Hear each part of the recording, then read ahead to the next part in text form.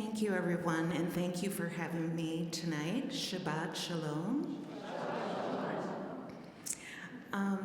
I could not, when I was asked to come tonight on the evening when the women of Mount Zion were being honored, I could not think of a better time that I could come and speak to the members of this congregation. It is a deep honor to be with you this evening, especially as we lift up the extraordinary women of Mount Zion, women whose courage, conviction, and compassion quite literally shaped the life of our city.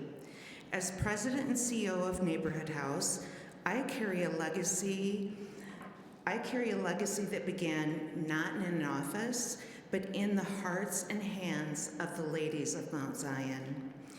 In 1897, 128 years ago, your predecessors saw Jewish refugees fleeing persecution in Russia arriving in St. Paul with little more than hope. Instead of turning away, these women took action. They created a safe haven, they built community, they offered dignity and a path forward. That act of hospitality and moral courage became the foundation of Neighborhood House. From those earliest days, Neighborhood House has been a stronghold in St. Paul, a beacon for those seeking safety and belonging. Over the decades, we have welcomed people from more than 50 different countries and cultural backgrounds, refugees, immigrants, families in crisis, and individuals determined to build a better life. Today, we serve more than 30,000 people annually, every year providing essential support from food and housing stability to education, youth development, and programs that open doors to opportunity. There are growing needs in our community. We are seeing a really big increase in the need for basic support. While our mission remains rooted in the same values our founders embodied, the needs of our community have grown dramatically. Food insecurity is rising across St. Paul and the Twin Cities, actually the state for that matter. Parents are working multiple jobs and still struggling to keep nutritious food on the table. Mount Zion, and actually the women of Mount Zion, organize so much food support to donate so generously to our food markets. Just this past week, we had a special event inviting families from throughout the Twin Cities to come to pick up food. We served over 300 families, distributing over 16,000 pounds of food, and passed out nearly 800 winter gear items. That work could not have been done without this community. You are building that legacy to be able to move us into the future. Housing instability has also intensified. Too many of our neighbors face impossible choices. Between rent and groceries, between utilities and medicine, we see firsthand how quickly a single crisis can push a family into homelessness. In response to these deepening challenges, more than 5 years ago, a bold vision emerged, the Hope in Action campaign. With an ambitious goal of raising $25 million, the campaign is designed to expand a new program center in the West 7th Highland area, which we opened last June, serving more of St. Paul and the Highland community.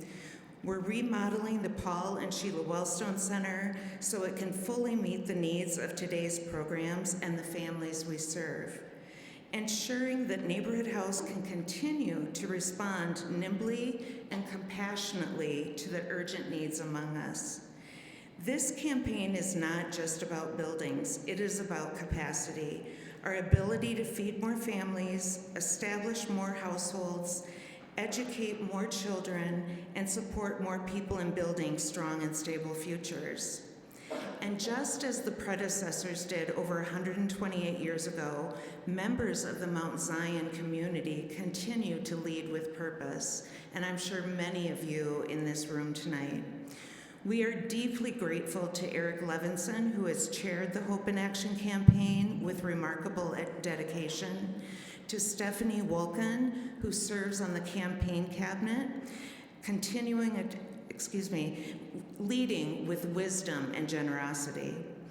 Both Eric and Stephanie have served as board members, continuing a tradition of leadership that began with this congregation generations ago. And today, Danny Salas, who is also with us, continues that legacy as a valued member of our board.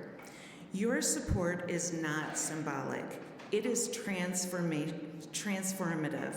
When a parent walks into one of our food markets in a moment of fear or uncertainty, your support is there. When a young person finds stability, mentorship, or a pathway to a brighter future, your support is there. When a newly arrived immigrant family finds welcoming, belonging, and hope, your support is there. We want to honor the legacy that the women of Mount Zion created. As I reflect on these last 128 years, I am struck by this truth. The impact of the women of Mount Zion is not just historical. It is alive, it is active, it is present in every life touched by Neighborhood House today. Your legacy is not a chapter in our story. Your legacy is our story. On behalf of the tens of thousands of people we serve each year and the generations before them, I want to, from my heart, thank you. Thank you for your vision, thank you for your courage, and thank you for believing that welcoming the stranger and caring for the vulnerable is not only an act of service, but an act of faith.